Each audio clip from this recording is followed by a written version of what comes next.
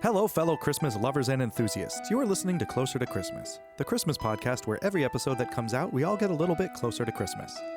My name is Charlie, and on this Christmas in July episode for 2024, I'm going to cover another Funko Games product that came out last year, and this one is the Coca-Cola Polar Rollers game. I'll talk a little bit about the Coca-Cola polar bears and Christmas commercials, as well as an upcoming art project that I'm doing, the 25 Days of Christmas Art. So let's load up the sleigh, grab a coffee, sit back, relax, and enjoy the show.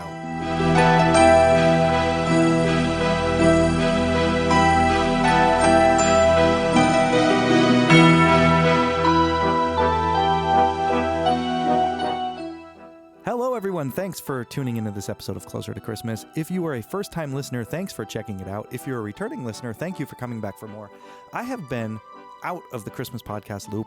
I've been out of the podcast loop in general so much that this is probably the 15th or 16th time I'm recording this intro here or the beginning of this episode. So whatever mistakes happen, they're staying in here now. I can't just keep doing this over. It's going to drive me nuts. But with it being Christmas in July, I have Christmas movies on in the background on Hallmark. I'm listening to Christmas music again on the daily. I even went over to QVC, HSN, checked out some of their Christmas merchandise. And when I'm in the stores, I keep, walking up and down the aisles. I see some Halloween stuff popping out now. My Hobby Lobby does have Christmas stuff out, so I always enjoy this time of the year when the stuff starts popping up on the shelves. But with that said, I'm going to cover a Funko Games product that came out again last year, the Coca-Cola Polar Rollers game. I've always enjoyed the Coca-Cola Polar Bear Christmas commercials when I was younger, so I had to pick this up when I saw this one. So that was a fun game. I'm going to talk about that later. I'm going to talk about an upcoming art project that I'm going to do, and that's going to be starting very soon as well. But before I get into all of that, we're going to do this episode's segment called Stupid Christmas. All right, so this segment, Stupid Christmas, comes from the book called Stupid Christmas by Leland Gregory, and this is titled Santa Left Her Flat. Most of us have heard the obnoxious Christmas tune, Grandma Got Run Over by a Reindeer, at least once, and once is too many. But for one unidentified Palmerton, Ontario woman, the song became a reality, according to a December 8, 2009 article in the Toronto Sun. A 45-year-old woman, wanting to join her friends on the Santa Claus parade float, tried to jump on board without the driver's knowledge. She lost her grip and fell under the float's wheels. Her legs and torsos were run over, but her injuries were not life-threatening. I just imagine being at that parade, the whole family's there, the kids are loving it, people are throwing candy, the kids are going, and all of a sudden this lady just jumps up onto a float and just gets run over. Her legs are laying all there mangled. I could just imagine the horror on the kids' eyes when they see that. But yep, that was Santa Left Her Flat from Stupid Christmas. All right, so now I'm going to talk a little bit about the upcoming art project that I'm doing. It's called the 12 Days of Christmas Art. So in the art community, there's a thing called an ACEO. It stands for Art Cards, Editions, and Originals. And what it is, it's an original piece of art that measures the same size as a playing card or a trading card. So it's 2.5 by 3.5 inches. And I'm going to be putting 25 different pieces out there on a daily basis. So whenever it starts, it'll be 25 days in a row where you can claim a piece of art. And again, it's all going to be original. I'm going to do iconic images from Christmas movies, Christmas specials, and all the Christmas things that we love. So when I post one up, first come, first serve. Whoever says that they want it first is going to be the person that gets it. And I'm going to post each piece up, and they're going to cost $12.25 each. So it'll be $12.25 is the going rate for an original piece of art. So it's a great opportunity to get some art at a pretty reasonable price. But again, stay tuned to my Instagram and my Twitter if you want further information on that. On to the heart of what this episode is all about. It is the Coca-Cola Polar Rollers game. From Funko Games, it says it's a refreshing push-your-luck fun game. From the back of the box, it says Coca-Cola Polar Rollers game. Share a smile and pass a pair of Coca-Cola polar bears in this lively push-your-luck game. Each turn adds bigger rewards as you roll the bears to match and score. You can stop at any time or keep rolling for more points. Just don't get frozen out. Enjoy at your next game night. Then it has a nice picture of the game pieces and the little cards that are on there. The contents of the box are 2 Coca-Cola polar bears and 13 tiles, a whiteboard, a marker, and instructions. It says it's ages 13 and up for 2 to 6 players. Now I have to admit, the way Funko Games always puts out their boxes, they're very nice. It has a nice matte finish. It has some shiny fonts. The pictures of the polar bears have real shiny spots on them. This box was almost impossible to open. For whatever reason, after you open the plastic on this, the box slides open, but I could not get this one to open. After I opened it up the first time, 1 or 2 times, then it's opened a little bit easier, but out of all the Funko games I've opened up, this one has been one of the toughest ones to slide the box open. I did pick this one up on Amazon. I'll go over some of the listings and see what the current price is. When I got this, I know it was on sale, so I'll check and see what it's at now, and I'll talk about that a little bit at the end here. But from the instruction sheet on this, again, it says 2 to 6 players, ages 13 and up, and the game setup is pretty simple. You're going to lay out 13 tiles in the center of the play area, and it has all different types of pictures and point numbers on it. So you're going to place the whiteboard and the marker nearby, and you'll use them to keep the score. And the 2 little Coca-Cola polar bears that it comes with are little wooden cutouts of bears. From when I originally saw this, I thought they were going to be a lot bigger. These are actually pretty tiny. They're maybe only a little bit bigger than an actual die, so they are a lot tinier than what I was imagining. So when I opened the box the first time and I saw them, I was a little taken back by it. But they're cute. They're just a little white silhouette. They're pretty chunky. They're probably about maybe a half-inch thick, but they have the Coca-Cola scarf on them. But this reminds me a lot of a game. I can't remember the name of it. I think it was called like Pass the Pig, where you had these little pigs and you had to roll them, but it's basically the same type of gameplay as this. So what you're going to do is you're going to give Coca-Cola polar bears to the youngest player, then they take the turn first. So that's the setup on this one. Youngest player goes first, and the object is to score the most points before the end of the game by rolling the polar bears and taking matching tiles. So again, all the tiles have different positions that the bears could possibly land and scores on it. So on your turn, you're going to flip over any one of the tiles to its nighttime side. So basically there's a red side and a blue side, so a daytime and a nighttime, and that's going to increase the number of points that it's worth. Then you're going to take the 2 polar bears and roll them like dice. So after you roll the dice, you're going to check the tiles in the center for matches. So you're going to look at all the pictures on there and just compare them to the way that your polar bears landed. If both of the polar bears land on their sides, take one of the matching tiles.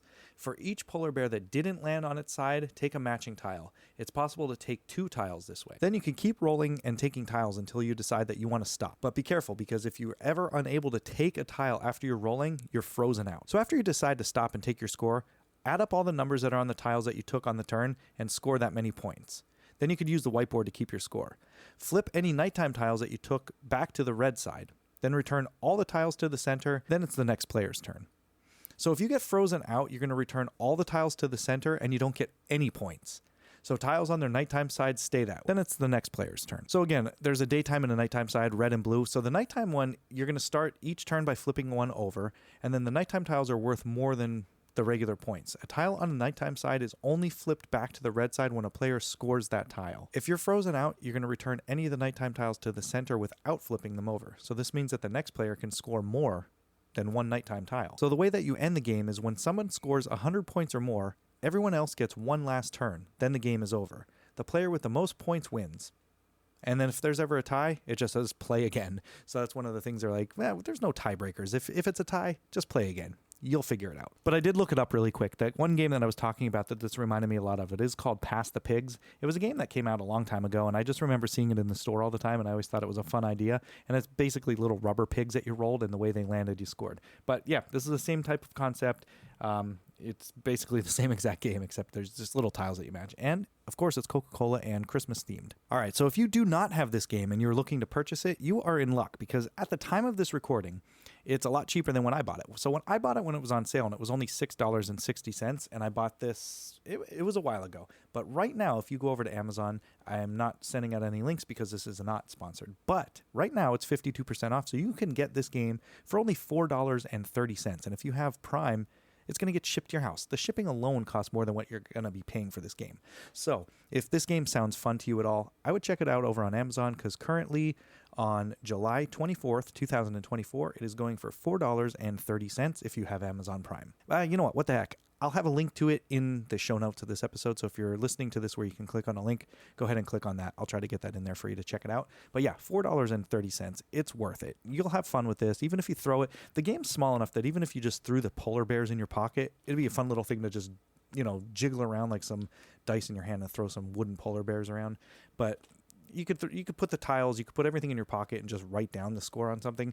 The pieces are not that big. So this is a nice portable game. Take it with you anywhere. And again, $4.30. You can't go wrong with that. And then like the other times I covered a Funko card game, I'm going to read some of the stuff off of Amazon because sometimes it differs from what they have on the packaging. Obviously, I have the packaging right here, so I would go off of that one. But on Amazon, for features and details, it says it's a perfect holiday stocking stuffer. Share and savor the magic of the holidays with 2 iconic Coca-Cola polar bears. Roll the wooden polar bears like dice and press your luck and score points. 13 double-sided tiles feature all sorts of different ways that you can score. Quick, lively gameplay brings groups of all sizes into the action. And it says 15-minute gameplay. It says ages 6 and up on here, but on the package it says ages 13 and up, so not sure what the difference is on that. The original release date on this was October 20th, 2023, manufactured by Funko. There are small parts, so it is a choking hazard. The sub-brand is Coca-Cola, and it says estimated playing time is 15 minutes. Then as I did in the past, I'm going to cover some of the Amazon reviews just because some of them are pretty fun. This is a 5-star review. It says good size. I like that this game doesn't take up a lot of room. I haven't played it yet, but it looks like a lot of fun. I love Coke products. Another 5-star review goes good with my other Coke stuff. Apparently, there's a Coca-Cola collectors. Then this one's a 1-star review, so I'm going to read this one. It says, interesting but doesn't work. The bears don't really land on any valuable configuration, making the game somewhat dumb and pointless. I haven't had that happen to me. I was able to score most of the designs that are on there, so I don't think, I don't know, maybe they were throwing it on a wonky board. I don't know. Like I said, they are like half-inch thick polar bears, so it might take a little bit of skill, but they can land on different positions, so I really wouldn't worry about that one too much. But in my opinion, $4.30, I would pick it up. It was well worth it. One more thing on the Coca-Cola Polar Rollers game. If you want to check out my YouTube channel, youtube.com/@closertochristmas, I will be posting up a video there a little bit after this podcast comes out of what the dice or the bears look like when you roll them, the different configurations you could get, and a little mini video about the game. So make sure you're checking that out. It'll go along with it. And I think I might also post that up on the podcast feed as a video, so I'm not too sure yet. So if you do happen to see a shorter podcast come up as a video, it's basically just a walkthrough of the game in video form. And now a little bit about Coca-Cola and the polar bear legacy.